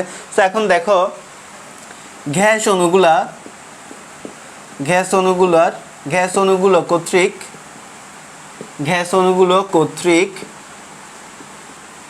গ্যাস পাত্রের গায়ে প্রযুক্ত বল সমান চাপ গুণ ক্ষেত্রফল। দেখো তো এই সূত্রটার সাথে তোমরা সবাই পরিচিত কিনা, বল সমান চাপ গুণ ক্ষেত্রফল। চাপ কি, চাপ হচ্ছে কোনো কিছুর একক ক্ষেত্রফলের উপর যে বলটা প্রয়োগ করা হয় সেটাই হচ্ছে কি চাপ। চাপ কি ছিল, ধরো তোমাকে একটা একক ক্ষেত্রফল দেওয়া হলো, তো তুমি এটা হচ্ছে এক ক্ষেত্রফল বিশিষ্ট একটা তল। এখন এই এক ক্ষেত্রফল বিশিষ্ট একটা তলের মধ্যে যদি তুমি F পরিমাণ বল প্রয়োগ করো, তাহলে দেখো এক ক্ষেত্রফলে তুমি প্রয়োগ করলে F পরিমাণ বল, এক ক্ষেত্রফলে প্রয়োগ করলে F পরিমাণ বল, তাহলে একক ক্ষেত্রফলে কতটুকু বল প্রয়োগ করছো, অবশ্যই F/A পরিমাণ। তো একক ক্ষেত্রফলে তুমি যেই পরিমাণ বল প্রয়োগ করছো সেটাই হচ্ছে চাপ। চাপ P সমান F/A। সুতরাং এখান থেকে আমরা দেখতে পাচ্ছি F সমান কত, P গুণ A। তাহলে বল সমান চাপ গুণ ক্ষেত্রফল, এই জিনিসটা এখান থেকে আসছে। সবাই বুঝতে পারছো কিনা কমেন্ট করে জানাও। আমি আবার একটু বলছি, এখানে দেখো গ্যাস অণুগুলা, এই যে গ্যাস অণুগুলা তোমার গ্যাস পাত্রের গায়ে লম্বভাবে বল প্রয়োগ করতেছে। তাহলে ওই বল সমান কি লিখছে আমি, বল সমান চাপ গুণ ক্ষেত্রফল। বল সমান কত লিখছি, বল সমান হচ্ছে চাপ গুণ ক্ষেত্রফল। তাহলে কিভাবে লিখছি আমি এটা? সো দেখো এখানে আমার একটা এক ক্ষেত্রফল বিশিষ্ট তল দেওয়া হলো, ভালো করে দেখো এখানে আমার একটা এক ক্ষেত্রফল বিশিষ্ট তল দেওয়া হলো। সো ওই তলের উপর একটা বল প্রয়োগ করা হয়েছে এফ পরিমাণ। তাহলে দেখো এক ক্ষেত্রফল বিশিষ্ট তলের উপর প্রয়োগ করা হয়েছে এফ পরিমাণ বল, এক ক্ষেত্রফল বিশিষ্ট তলের উপর প্রয়োগ করা হয়েছে এফ পরিমাণ বল। সো দ্যাটস ওয়াই একক ক্ষেত্রফলের উপর পার ইউনিট এরিয়ার উপর কি পরিমাণ বল প্রয়োগ করা হয়েছে, এফ বাই এ পরিমাণ। সো আমরা সবাই জানি কোনো কিছুর প্রতি একক ক্ষেত্রফলে কোনো কিছুর পার ইউনিট এরিয়ার উপর যে ফোর্স অ্যাপ্লাই করা হয়, যে বল প্রয়োগ করা হয় তাকে কি বলে, চাপ বলে। সুতরাং এটা যেহেতু পার ইউনিট এরিয়ায় প্রতি একক ক্ষেত্রফলে প্রযুক্ত বল, সো এটাই হচ্ছে কি, চাপ। সো চাপ সমান কি, বল বাই ক্ষেত্রফল। সো দ্যাটস ওয়াই বল সমান চাপ গুণ ক্ষেত্রফল। এই যে বল সমান চাপ গুণ ক্ষেত্রফল। এতটুকু পর্যন্ত সবাই বুঝতে পারছো কিনা একটু কমেন্ট করে জানাও। এতটুকু পর্যন্ত সবার ক্লিয়ার কিনা একটু কমেন্ট করে জানাও। স্যার ঘ্যাস আধারের দেওয়াল মানে হচ্ছে পাত্রের দেওয়াল, ওই যে আমি যে ঘনকটা চিন্তা করছিলাম ওই ঘনকটার দেওয়াল, ঠিক আছে, ওই ঘনকটার ধার দেওয়াল। এতটুকু পর্যন্ত সবার ক্লিয়ার কিনা কমেন্ট করে জানাও। এতটুকু পর্যন্ত সবাই বুঝতে পারছো কিনা একটু কমেন্ট করে জানাও। সাদিয়া তাওয়াসুম ক্লিয়ার, জান্নাতুল ইমা ডান, অর্পানন্দী ক্লিয়ার। আচ্ছা ওকে ঠিক আছে। সো এখন দেখো এখন দেখো তো প্রযুক্ত বল সমান কি, চাপ গুণ ক্ষেত্রফল। আচ্ছা তো এখানে দেখো, সুতরাং এফ সমান কি, চাপকে যদি আমি পি দিয়ে ডিনোট করি ক্ষেত্রফল, তাহলে দেখো আমি এখানের মধ্যে ক্ষেত্রফলটা আগেই বের করে রাখছিলাম। ক্ষেত্রফল কত, 6L স্কোয়ার, 6L স্কোয়ার। ওকে, আমি এখানে ক্ষেত্রফলটা কত বের করে রাখছি, 6L স্কোয়ার ইন্টু পি। তাহলে দেখো প্রযুক্ত বল সমান কি, এখানে আমি প্রযুক্ত বলই লিখি, প্রযুক্ত বল সমান কি 6L স্কোয়ার ইন্টু পি। তো এটা হচ্ছে প্রযুক্ত বল, এটা হচ্ছে ভরবেগের পরিবর্তন। আচ্ছা এবার আমি তোমাদেরকে একটা কোয়েশ্চেন করি। প্রথমে আমি দেখতে পাচ্ছি ভরবেগের পরিবর্তন, পরে আমি দেখতে পাচ্ছি প্রযুক্ত বল। কিসের গন্ধ পাচ্ছ সবাই একটু বলো তো, নিউটন গন্ধ পাচ্ছ না? ভরবেগের পরিবর্তন সমান প্রযুক্ত বল, কিসের গন্ধ পাই, নিউটনের দ্বিতীয় সূত্রের গন্ধ পাই, ঠিক আছে। আমরা এখানে দেখতে পাচ্ছি ভরবেগের পরিবর্তন, এটা হচ্ছে প্রযুক্ত বল। সো নিউটনের সেকেন্ড লতে কি বলেছিল, কোনো বস্তুর ভরবেগের পরিবর্তনের হার, rate of change of momentum is proportional to applied force, যে ভরবেগের পরিবর্তনের হার প্রযুক্ত বলের সমানুপাতিক। দ্যাট মিন্স ভরবেগের পরিবর্তনের হার আর প্রযুক্ত বল সমান। তাহলে লিখো নিউটনের দ্বিতীয় সূত্র অনুযায়ী এখন from Newton's second law, from Newton's second law আমরা জানি ভরবেগের পরিবর্তনের হার সমান প্রযুক্ত বল।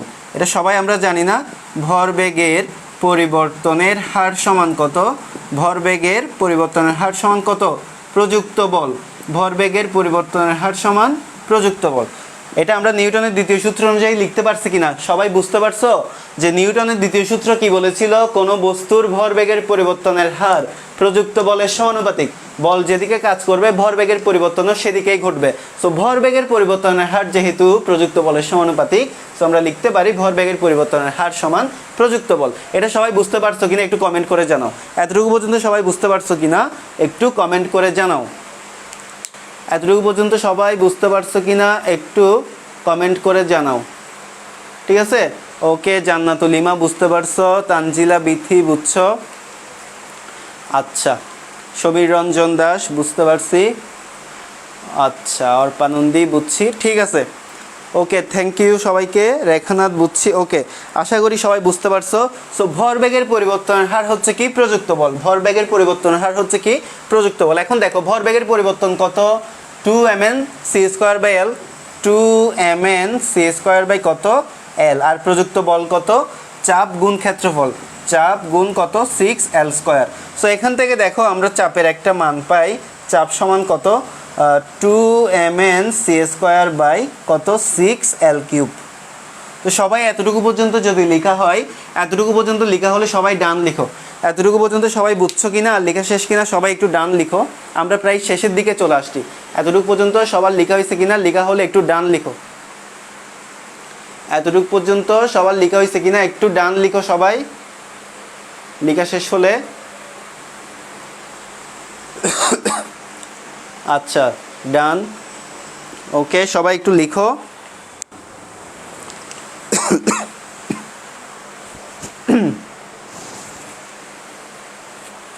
ওকে সবার মোটামুটি লেখা শেষ, তাহলে আমি ফাইনাল ক্যালকুলেশন করে ফেলি।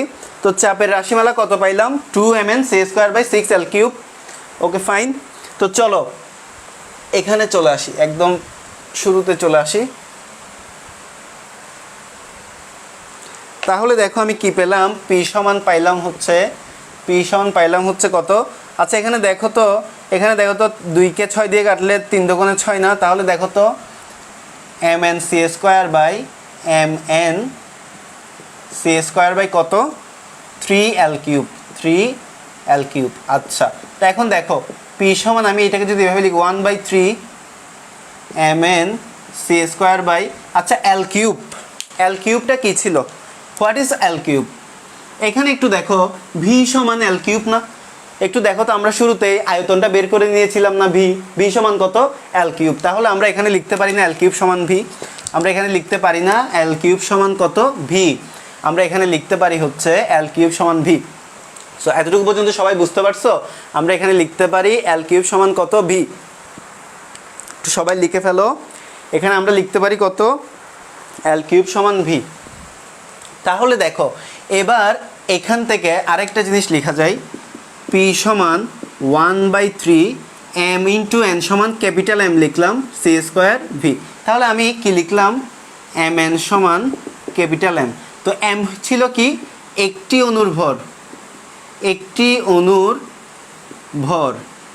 অনুর ভর ইন্টু n সমান কি, মোট অনু।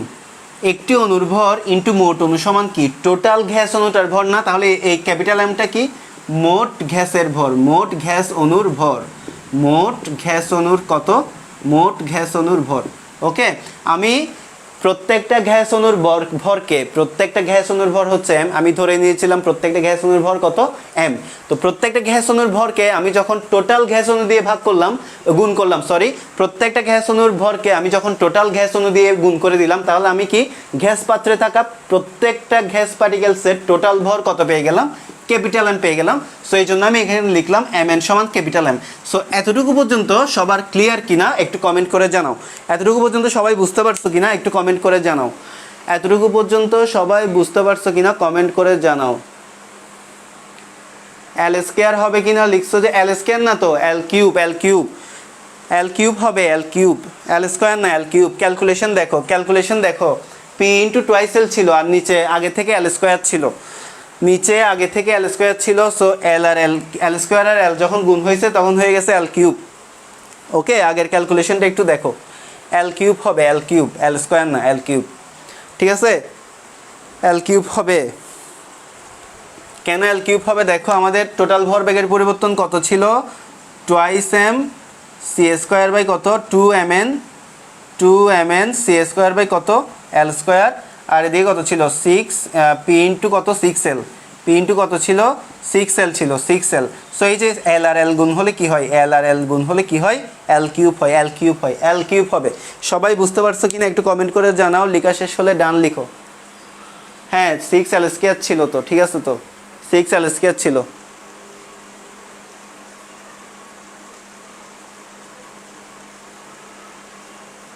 l² এর সাথে l গুণ হয়েছে না, 6l একটা আছে না এখানে, ওই যে 6l একটা আছে না,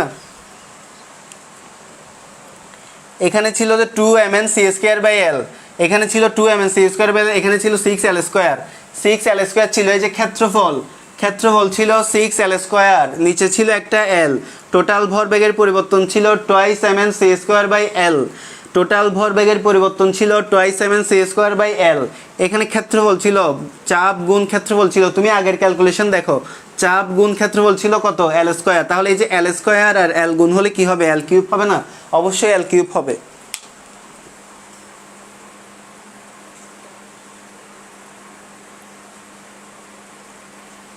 এল কিউব হবে, এল কিউব হবে।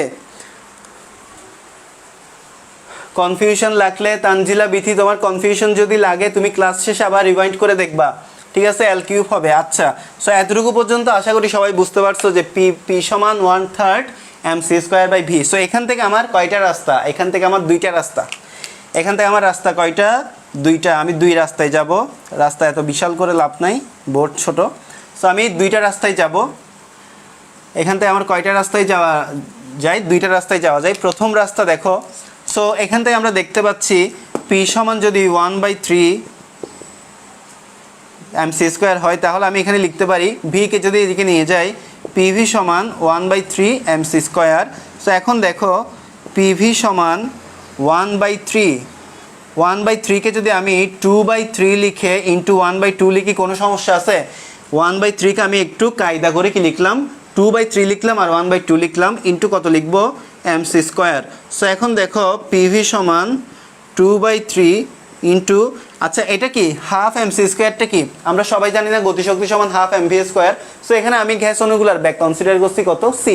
সো হাফ mc² মানে কি? গতিশক্তি। এটা আসলে কি? গতিশক্তি।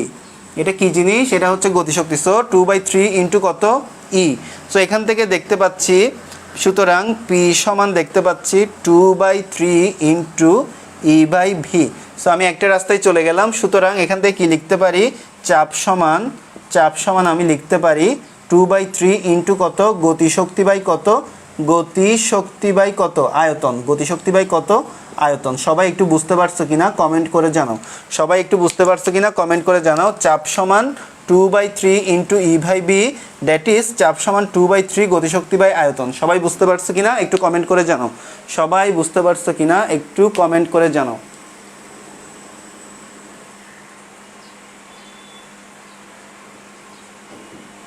আচ্ছা, তানজিলা বিথি এখন বুঝছো, ওকে, থ্যাংক ইউ। আচ্ছা, সি এর ইংলিশ নেমটা হচ্ছে কি? সি এর ইংলিশ নেম কিছু না, সি এখানে আলোর বেগ না, সি হচ্ছে এখানে ভ্যালোসিটি, এর রেজাল্টেন্ট ভ্যালোসিটি। মানে এখানে যে u1 v1 w1 ছিল, এই তিনটার লব্ধি বেগ, রেজাল্টেন্ট ভ্যালোসিটি। ওকে, সি হচ্ছে রেজাল্টেন্ট ভ্যালোসিটি। সো চাপ সমান কত? 2/3 ইন্টু গতিশক্তি বাই আয়তন। চাপ সমান হচ্ছে কত? 2/3 ইন্টু গতিশক্তি বাই আয়তন। ওকে ওকে। সো এখন আমরা প্রথম রাস্তা শেষ করলাম। এখন আসো দ্বিতীয় রাস্তায় যাই। এখন আসো দ্বিতীয় রাস্তা। তাহলে এখান থেকে আবার দ্বিতীয় রাস্তায় যাই। তো চলো, এখানে আবার কি ছিল? এই যে এই ইকুয়েশনটা থেকে, এই ইকুয়েশন থেকে আমরা দ্বিতীয় রাস্তায় যাচ্ছি। সো এখন দেখো এখান থেকে এই ইকুয়েশনটাকে আমি যদি আবার একটু মডিফাই করে লিখি, পি সমান আমি লিখতে পারি 1/3 m/v-কে আলাদা করে লিখলাম, m/v-কে আলাদা করে লিখলাম ইন্টু c² লিখলাম, m/v-কে আলাদা করে লিখলাম, c² লিখলাম। সো এখন দেখো পি সমান 1/3। আচ্ছা, এটা দেখো তো ভর বাই আয়তন না? m/v, তার মানে কত? ভর বাই আয়তন। আর ভর বাই আয়তন যে কোয়ান্টিটিটা রিপ্রেজেন্ট করে সেটা কি? ঘনত্ব। আমরা গত ক্লাসও দেখেছি আয়তন সমান ভর, ভর সমান আয়তন গুণ ঘনত্ব। সো ভর বাই আয়তন সমান কি? ঘনত্ব। আবার বলতেছি m/v, ভর বাই আয়তন, m/v ভর বাই আয়তন কি রিপ্রেজেন্ট করবে? m/v যে কোয়ান্টিটিটা রিপ্রেজেন্ট করবে সেটা হচ্ছে ঘনত্ব। ভর বাই আয়তন সমান ঘনত্ব, সিম্পলি। তাহলে m/v সমান কত? রো। m/v সমান রো, ঠিক আছে? রো মানে কি? ঘনত্ব ইন্টু c²। তাহলে এখান থেকে আমরা কি পেলাম? পি সমান 1/3 রো c²। আরেকটা জিনিস পাইলাম। এবার আরেকটু আসো, আরেকটু ক্যালকুলেশন করি। এই ইকুয়েশনটাও আমাদের ম্যাথমেটিক্যাল ইকুয়েশন ক্যালকুলেশনের জন্য লাগবে। এই ইকুয়েশনটাও আমাদের কিসের জন্য লাগবে? ম্যাথমেটিক্যাল ইকুয়েশন ক্যালকুলেশনের জন্য লাগবে। সবাই বুঝতে পারলে বুঝছো লিখো, ডান লিখো। তো দেখো এখান থেকে আবার কি পাই? c² সমান কত পাই? 3p by rho. So therefore C সমান কত পাই? √3p বাই কত? রো। সি সমান কত পাই? √3p by rho. সো এতটুকু পর্যন্ত সবার লেখা হলে ডান লিখো। এতটুকু পর্যন্ত সবার লেখা হলে ডান লিখো। সবাই বুঝতে পারছো কিনা একটু জানাও। সবার লেখা হলে ডান লিখো। সবাই বুঝতে পারছো কিনা একটু জানাও। সবার লেখা হলে একটু ডান লিখো। সবাই পুরোটা বুঝতে পারছো কিনা একটু জানাও।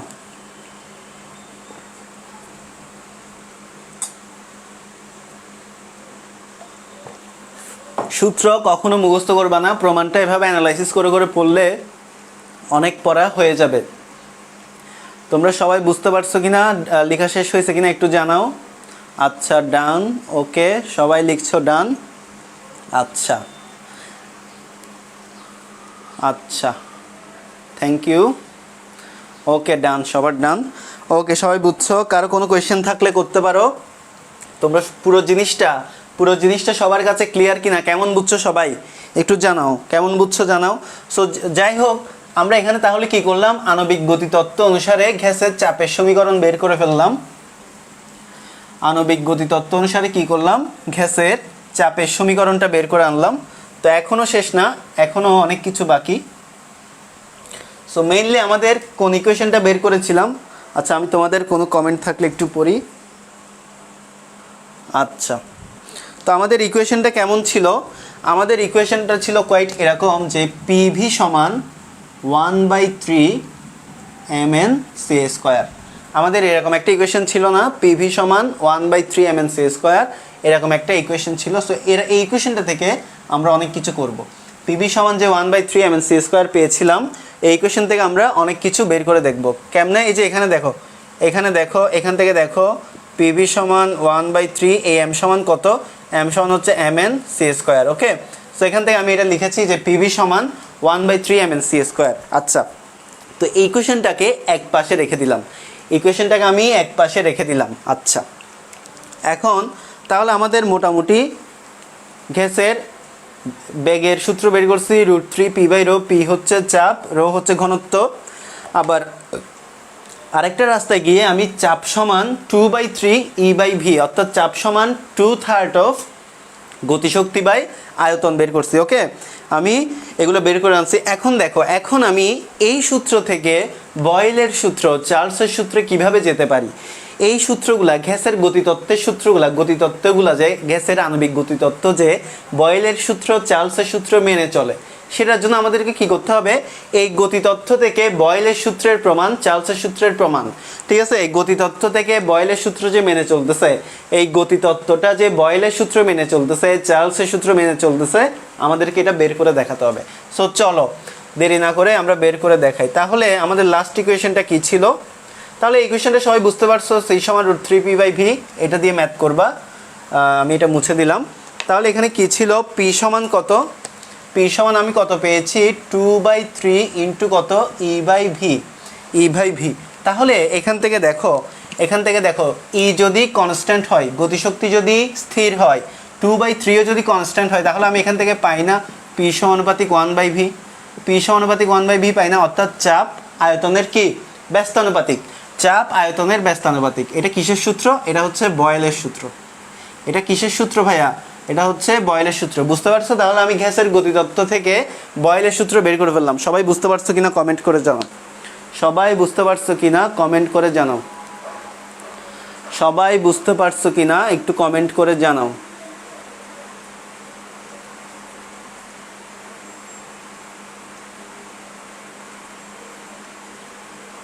ওকে, আচ্ছা, সো এটা হচ্ছে বয়েলের সূত্র। তাহলে আমরা কি গ্যাসের আণবিক গতিতত্ত্ব থেকে বয়েলের সূত্রটা প্রুফ করে ফেললাম। গ্যাসের আণবিক গতিতত্ত্ব থেকে কি করলাম, বয়েলের সূত্রটা প্রুফ করে ফেললাম। ওকে ফাইন, এখন আসো, এখন আমাদেরকে চার্লসের সূত্রটা প্রুফ করতে হবে। এখন আমাদের কি করতে হবে, চার্লসের সূত্রটা প্রুফ করতে হবে। সো দেখো, এই যে পিভি সমান 1/3 অফ mn c স্কোয়ার, এটা আমরা কোত্থেকে পেয়েছি, এটা আমরা গ্যাসের গতিতত্ত্ব থেকে পেয়েছি। সো এখন দেখো, এখন আমরা জানি, তাহলে দেখো আমরা জানি, একটু সবাই কনসেন্ট্রেট করো, আমরা জানি পিভি সমান কত, 1/3 mn c স্কোয়ার। সো এখন দেখো, আমি এই যে এই এনটাকে, এই ছোটো হাতের এনটাকে আমি কি ধরলাম, ক্যাপিটাল এন ধরলাম, বড় হাতের এন ধরলাম। বড় হাতের এনটা কি, বড় হাতের এনটা হচ্ছে অ্যাভোগাড্রোর নাম্বার, অ্যাভোগাড্রোস নাম্বার।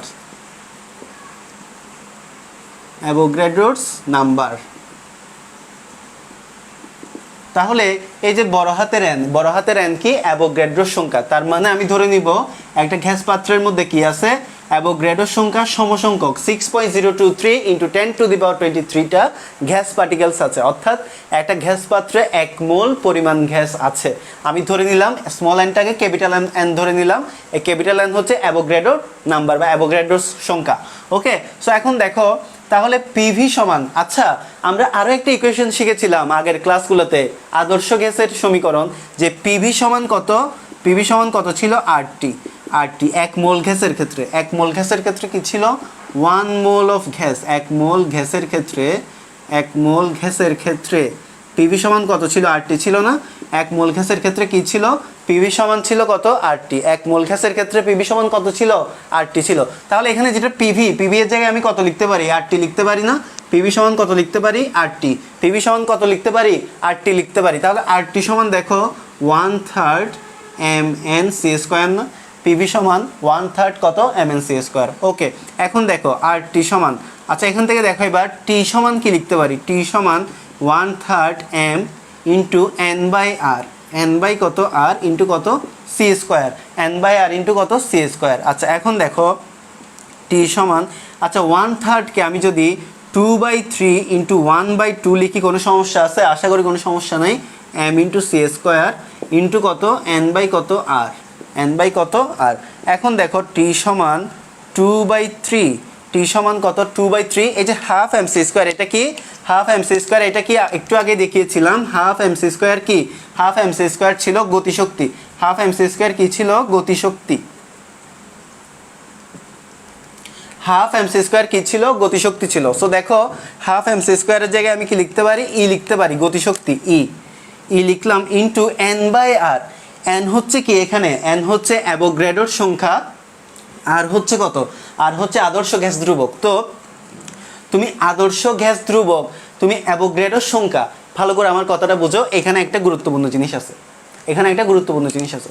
তুমি অ্যাভোগাড্রোর নাম্বার আর আদর্শ গ্যাস ধ্রুবক এই দুইটা যখন ভাগ করে দিবা, তখন তুমি যেটা পেয়ে যাবে সেটা হচ্ছে বোল্টজম্যান ধ্রুবক, সেটাকে বলা হয় কে। ঠিক আছে, তাহলে এখানে দেখো, এখানে কে সমান n/r, এখানে কেটা কি? কেটা হচ্ছে বোল্টজম্যান ধ্রুবক, বোল্টজম্যান ধ্রুবক। তো বোল্টজম্যান ধ্রুবকের একটা মান আছে, এই মানটা চলো আমরা বের করি। তো কে সমান কত? কে সমান হচ্ছে কত?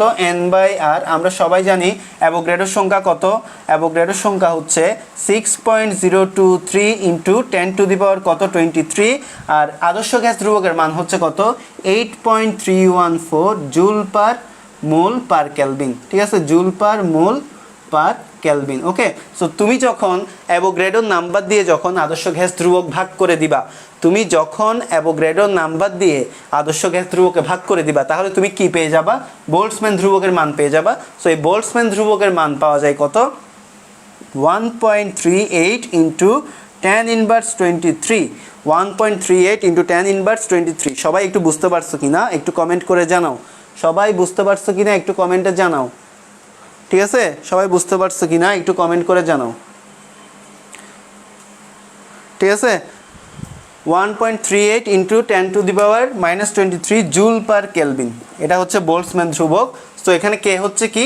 কে হচ্ছে এই যে বোল্টজম্যান ধ্রুবক, যার মান বের করে এনেছি 1.38 ইন্টু 10⁻23। সো এটা সবাই বুঝতে পারছো কিনা দেখো। তাহলে বোল্টজম্যান ধ্রুবক আমরা কখন পাবো? আমরা যদি অ্যাভোগাড্রোর সংখ্যাকে আদর্শ গ্যাস ধ্রুবক দ্বারা ভাগ করে দেই, তাহলে আমরা পেয়ে যাব কি? বোল্টজম্যান ধ্রুবক। সবাই বুঝতে পারছো কিনা একটু কমেন্টে জানাও। আচ্ছা আচ্ছা আচ্ছা, আশা করি সবাই বুঝতে পারছো। সো দেখো এখন এই ইকুয়েশন থেকে আমাদের এখনও শেষ হয় নাই। তাহলে এখান থেকে আমরা দেখো এই ইকুয়েশনটা পাইলাম না, এই ইকুয়েশনের পরের লাইনটা কী হবে দেখো। এখান থেকে আমি যদি ই বের করতে চাই, গতিশক্তি যদি বের করতে চাই, তাহলে ই সমান কত হবে? ই সমান হবে হচ্ছে 3/2 kT, 3/2 kT। ই সমান কত হবে? 3/2 kT। সো এই 3/2 kT। এখন দেখো এখানে আমরা ই কোত্থেকে আসছে? আমাদের ই কোত্থেকে আসছে? এই যে হাফ mc² থেকে। এই হাফ mc² কয়টা অণুর গতিশক্তি? এখানে এম কোনটা? এখানে এম ক্যাপিটাল স্মল এমটা না, ছোটো এমটা না? এই ছোটো এম থেকে আমি পাইছি না, তাহলে এই ছোটো এমটা কয়টা অণুর গতিশক্তি? এখানে আমি তো একটা একক অণু, একটা অণু হিসাব করছি, রাইট? আমি এখানে হাফ mc², এখানে এমটা হচ্ছে ছোটো হাতের, দ্যাট মিনস আমি একটা গ্যাস অণু কনসিডার করছি। কয়টা গ্যাস অণু কনসিডার করছি? একটা। তাহলে একটা গ্যাস অণু কনসিডার করে যে গতিশক্তি বের করব সেটা অবশ্যই একটা অণুর গতিশক্তি।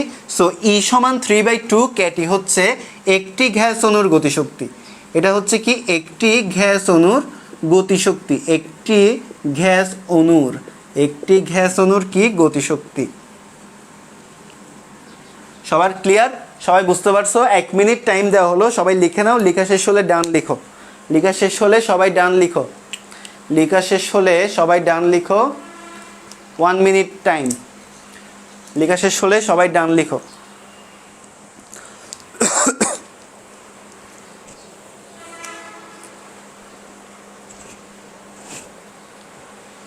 যাদের যাদের লেখা শেষ সবাই ডান লিখো। 1 মিনিট সময় দেওয়া হলো তোমাদেরকে।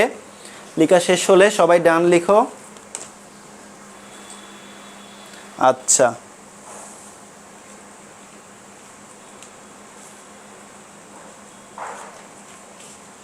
আচ্ছা,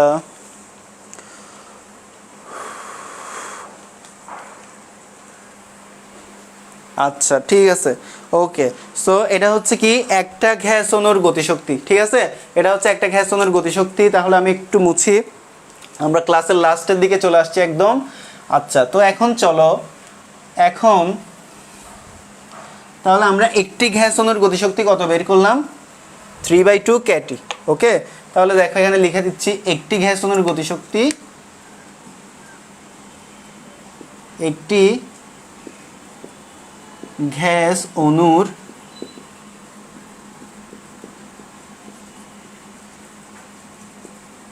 গতিশক্তি ই কে সমান কত? ই সমান কত? 3/2 kT। এখন যদি তোমাকে বলে দুইটা গ্যাস অণুর গতিশক্তি বের করো, তাহলে তুমি এটাকে 2 দিয়ে গুণ করে দিবা। 3টা বললে 3 দিয়ে গুণ করে দিবা। 4টা বললে 4 দিয়ে গুণ করে দিবা। 5টা বললে 5 দিয়ে গুণ করে দিবা। অ্যান্টি গ্যাস অণুর গতিশক্তি বের করতে বললে n দিয়ে গুণ করে দিবা। সুতরাং অ্যান্টি গ্যাস অণুর গতিশক্তি সমান 3/2 ইন্টু NKT। ওকে, আশা করি সবাই বুঝতে পারছো। 3/2 ইন্টু কত? NKT। আচ্ছা, এখন আরেকটু আবার একটু এই ইকুয়েশনটাতে একটু তাকাও। পিভি সমান কত?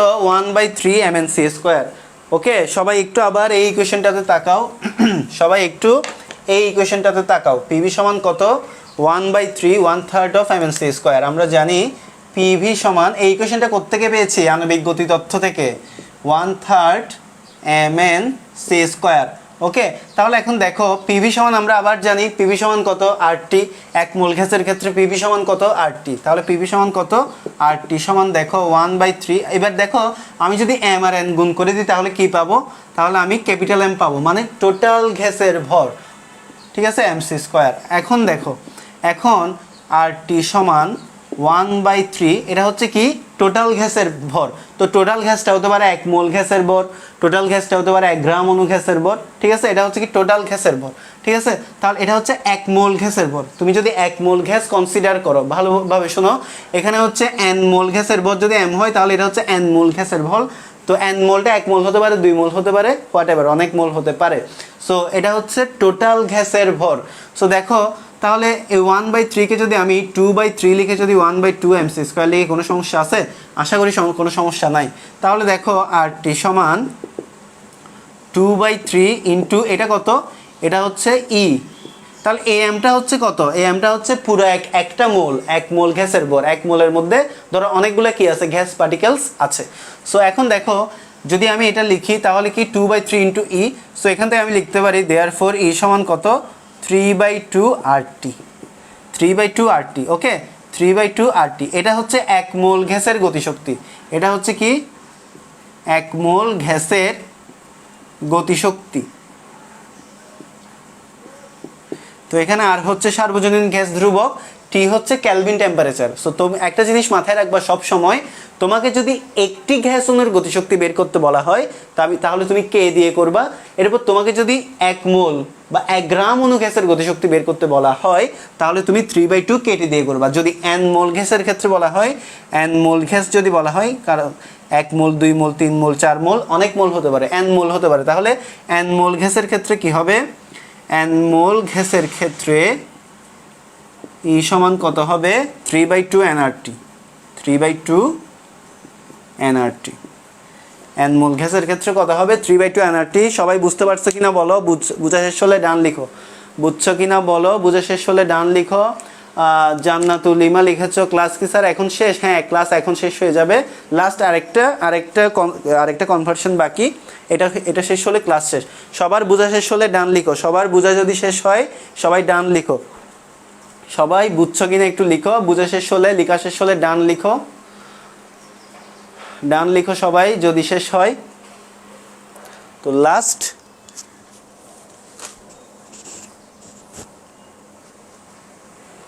সবার বোঝা শেষ হলে ডান লিখো, লেখা শেষ হলে ডান লিখো সবাই। আচ্ছা আচ্ছা ওকে, আশা করতেছি সবার শেষ। তো এখন দেখো লাস্ট আরেকটা জিনিস, আর লাস্ট যে জিনিসটা দেখাচ্ছি ওই সূত্রটা খুবই খুবই খুবই গুরুত্বপূর্ণ। এই সূত্র দিয়ে তোমার অ্যাডমিশন থেকে শুরু করে সিকিউ থেকে শুরু করে সব জায়গায় ম্যাথ আসে। খুবই সহজ একটা সূত্র, এখান থেকেই চলে আসবে। দেখো এখান থেকেই চলে আসবে। তো আমি এখানে দেখো পিভি সমান আমরা জানি, সবাই জানি কি পিভি সমান কত? 1/3 mnc স্কোয়ার। দেখো আমি এখানে আমরা লিখছি, আবার একটু লিখো পিভি সমান 1/3 mnc স্কোয়ার। সো এক মোল গ্যাসের ক্ষেত্রে পিভি সমান RT। তো RT সমান কত? 1/3 mc স্কোয়ার। এতটুকু পর্যন্ত সবাই আসো। প্রথমে সবাই এতটুকু পর্যন্ত আসো। এতটুকু পর্যন্ত আসার পর সিম্পলি তুমি এখানে কি করবা? গুণ করবা, ক্যালকুলেশন করবা। তাহলে 3 কে দিয়ে গুণ করে দাও, তাহলে 3RT সমান দেখো তো mc স্কোয়ার না? 3RT সমান কি? mc square. এখন দেখো তাহলে সি স্কোয়ার সমান কত? সি স্কোয়ার সমান 3RT/m না? সি স্কোয়ার সমান কত? 3RT/m। সুতরাং এবার আমি যদি সি স্কোয়ারের উপর যদি রুট করি, 3RT এর উপর যদি রুট করি, ঠিক আছে? কালকের ক্লাস কার কার মনে আছে? সি স্কোয়ারের উপর রুট করলে, একটা বেগের বর্গের উপর রুট করলে সেটা কি হয়? রুট মিনস স্কোয়ার ভ্যালু হয় না, মূল গড় বর্গবেগ। তাহলে রুট আওয়ার সি স্কোয়ার মানে আসলে কি? RMS value. Root means square value. So C RMS equal কত? √3RT/ কত? m। সি RMS সমান কত? √3RT/m। সবাই বুঝতে পারছো কিনা একটু কমেন্ট করে জানাও। সবাই বুঝতে পারছো কিনা একটু কমেন্ট করে জানাও। সো এই ছিল মোটামুটি আমাদের molecular theory of gas, kinetic theory of gas. সবাই বুঝতে পারছো কিনা একটু কমেন্ট করে জানাও। আর সবাই একটু লিখে নাও, লেখা শেষ হলে সবাই একটু ডান লিখো। ওকে, একটু দ্রুত জানাও, কমেন্ট করে জানাও সবাই বুঝতে পারছো কিনা।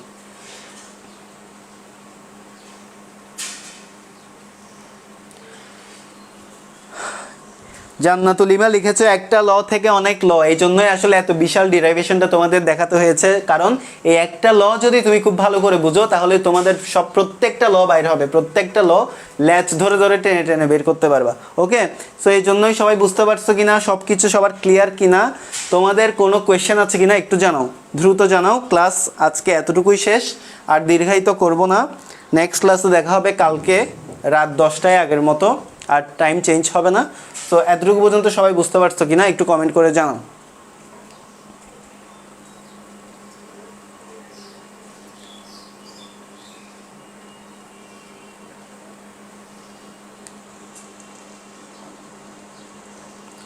এতটুকু পর্যন্ত সবাই বুঝতে পারছো কিনা একটু জানাও।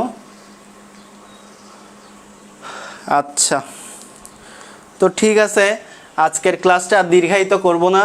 তো আশা করি সবাই বুঝতে পারছো যা যা পড়াইছে আজকে। তো নেক্সট ক্লাস হবে কালকে। সবাই ভালো থাকো, সুস্থ থাকো, সাবধানে থাকো। আজকের মতো এখানেই শেষ ক্লাস, দেখা হবে নেক্সট ক্লাসে। ওকে।